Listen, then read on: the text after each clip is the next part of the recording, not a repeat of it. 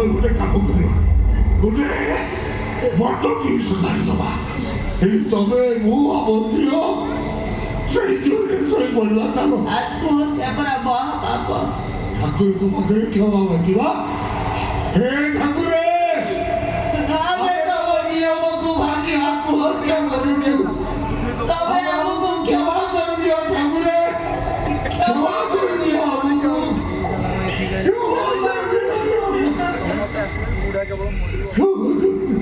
ତମେ ବସ ଏଠି ରାତିରେ ମଶାଣିରେ କଣ କରୁଛ? ବାବା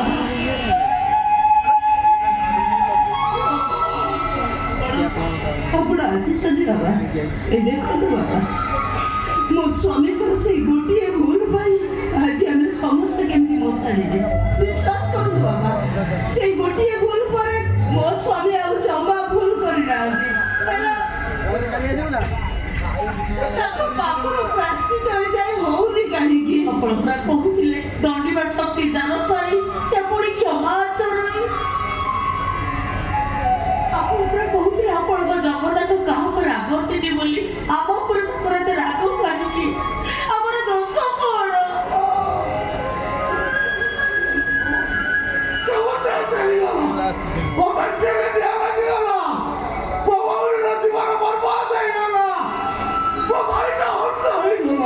ଝିଅଟା ମୋର ମୁଖ ହେଇଗଲା, ଘରଟା ଆମର ମଶାଣି ହେଇଗଲା। ସାର୍, ଆମ ଝିଅଟାକୁ ମାରିଦେଲେ ତମ ଜଗନ୍ନାଥ। ତମେମାନେ ଅଯଥାରେ ଜଗନ୍ନାଥଙ୍କୁ ଦୋଷାରୋପ କରୁଛ। ସେପରି ଜଗତର ସୃଷ୍ଟିକର୍ତ୍ତା ସେ କଣ କାହାକୁ ଶାସ୍ତି ଦେଇପାରନ୍ତି? ବରଂ ଅନୁତାପ କରିବା ପାଇଁ ପରିସ୍ଥିତି ସୃଷ୍ଟି କରନ୍ତି। ଆପଣ ଆପଣଙ୍କ ଜଗନ୍ନାଥଙ୍କୁ କୁହନ୍ତୁ ବାବା, ଆମ ସମସ୍ତଙ୍କର ଯେମିତି ଅକାଳ ମୃତ୍ୟୁ ହେଇଯାଉ। ତମେମାନେ ଏମିତି ଅଧୈର୍ଯ୍ୟ ହୁଅନି, କାହିଁକି ନା ମୃତ୍ୟୁ ପୂର୍ବରୁ କାହାର ମୃତ୍ୟୁ ହୁଏନି। ତାଙ୍କ ଉପରେ ଭରସା ରଖ, ତାଙ୍କ ଉପରେ ବିଶ୍ୱାସ ରଖ, ଦେଖିବ ସବୁ ଠିକ ହେଇଯିବ।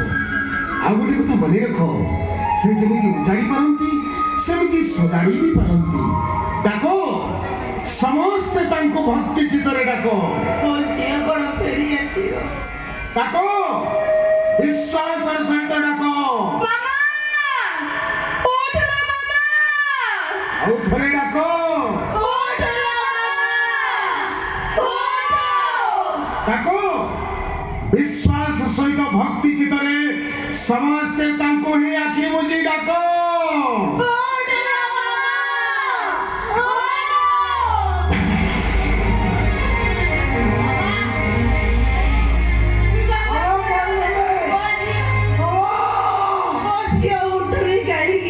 ଆପଣଙ୍କ ଜଗନ୍ନାଥ ଆମ ଡାକ ଶୁଣୁନାହାନ୍ତି ବାବା, ଶୁଣୁନାହାନ୍ତି ଆମ ଡାକ।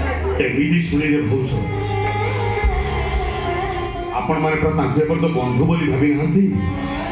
ଆପଣମାନେ ତାଙ୍କୁ ବନ୍ଧୁ ବୋଲି ଭାବିକି ନିଜକୁ ସମର୍ପଣ କରିଦିଅନ୍ତୁ, ଦେଖିବେ ସେ ଆପଣମାନଙ୍କ ଡାକ ନିଶ୍ଚୟ ଶୁଣିବେ।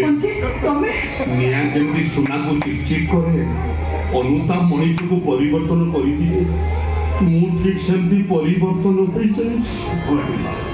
ତମ ଭାଇଙ୍କ ଉପରେ ଆମେ ପ୍ରତିଶୋଧ ଦେବାକୁ ଭାବିଥାଏ। ଦିଆସିରି କାଠି ଅନ୍ୟକୁ ଜାଳେ ସତ, ହେଲେ ପ୍ରଥମେ ତାକୁ ହିଁ ଜଳିବାକୁ ପଡେ। ଆମେ ଆମ ଭୁଲ ବୁଝିପାରିଛୁ, ଆପଣମାନେ ଆମକୁ କ୍ଷମା କରିଦିଅନ୍ତୁ ଆଜ୍ଞା। ଦେଖ, ମାମା ଆମ ସମସ୍ତଙ୍କୁ ଛାଡ଼ି ଚାଲିଗଲା। ନା, ମାମାର କିଛି ହବନି, ସେ ଆପଣମାନଙ୍କ ଡାକ ନିଶ୍ଚୟ ଶୁଣିବ। ଆପଣମାନେ ସମସ୍ତେ ଭକ୍ତିର ସହିତ କୁହନ୍ତୁ, ଜୟ